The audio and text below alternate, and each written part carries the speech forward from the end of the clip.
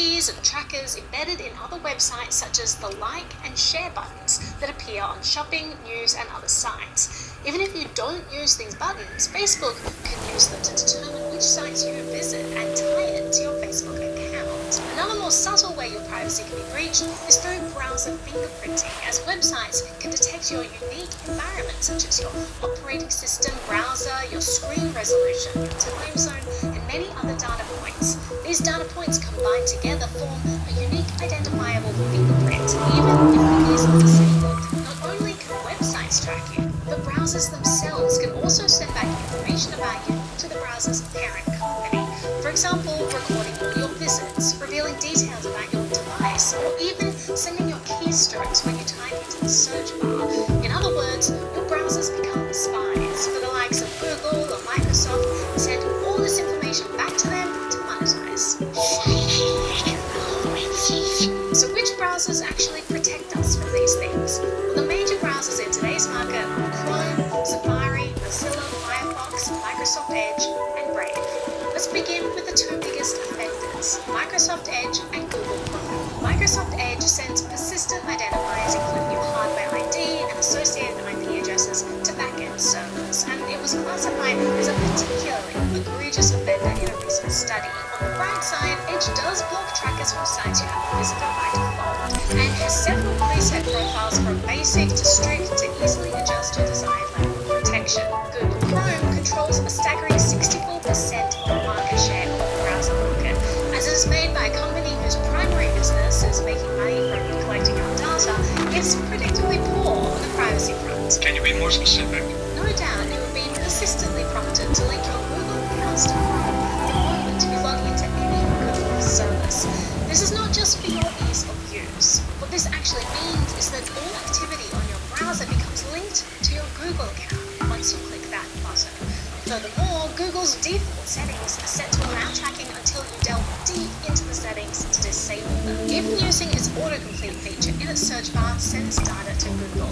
To make matters worse, Chrome is closed source, making it hard to know all the ways that it is capturing your data. Some good news, Google said in March that Chrome will now block third-party cookies, but it's neither innovative nor unique, as other browsers did this years ago. What is more interesting is what they did not say. They didn't say they were going to stop tracking you. They're just going to use the stuff differently. They'll use it differently, and the bulk of tracking will continue. Chrome will still keep track of a user's browser habits across the web, and will use this data to place you in various audiences, or as Google calls them, cohorts, which will be used by advertisers to target you. I am not used. Safari is another closed-source browser, though it is a little better.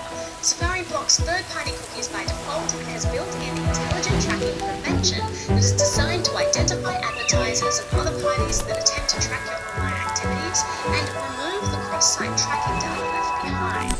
However, Google researchers have found that ITP may actually leak users' web browsing habits. While Apple has published fixes for these, Google's researchers maintain that the fixes do not solve ITP's underlying privacy issues. If you've made it this far in the video, you're probably wondering, What are we doing to good guys from the bad guys? Brave, Firefox and Tor are leading the charge with privacy. Brave comes with slightly more protection out of the box. It blocks ads and search autocomplete by default, so there aren't any issues with your keystrokes being sent to your search providers such as Google. Now, Brave has also added a unique innovation that allows users to earn its own basic attention token, cryptocurrency, when viewing LinkedIn ads. But it's important to note that Brave has come under fire for requiring users to submit personal identification should they wish to withdraw back tokens. Although they did announce recently that they were looking at decentralized alternatives for this cannot come fast enough. However, the usage of that is completely opt-in and can be ignored without any effect to your browsing experience. And I personally think that that is a great way to support websites and creators that you find. Firefox has a wide variety of extensions that can work faster than privacy. For example, Facebook Container is a Firefox extension that creates a boundary between Facebook and the rest of the web to make it harder for Facebook to track you online. This is a feature that Brave lacks. Firefox is also one of the few browsers that doesn't use the Blink browser engine, which is made by Google. English, Doc. Browser engines help your computer turn website code to what you see on the screen. you take a look at our list, half of them use the Blink browser engine, while Safari uses WebKit and Firefox uses Gecko. This gives Google and their Blink engine a worrisome advantage. It has more than a 70% market share, and if you include WebKit, which Blink is derived from, it's a 90% market share. Having a single dominant browser engine actually makes developers' lives a lot easier. But if Blink becomes too dominant, developers might stop testing their websites on other engines and not bother with cross-compatibility. This gives Google immense influence in dictating web standards, and it could make it even worse for privacy down the road. It's just too dangerous. Now, if privacy is of the utmost importance, Tor browser is the best choice. Tor browser is a stripped down and hardened version of Firefox that routes all its connection through the Tor network, encrypting your traffic and hiding your real IP address. It also has the best browser fingerprinting protection. It doesn't allow any scripts to run. All this privacy, however, does come at a cost. Sites can be expected to load more slowly, and high bandwidth content such as video streaming won't work well either due to the nature of the Tor network. Many sites rely on JavaScript to run correctly, and so won't work with the Tor browser because it blocks JavaScript. Other sites that do work will prompt you with endless captures. Prove to me you're not a robot!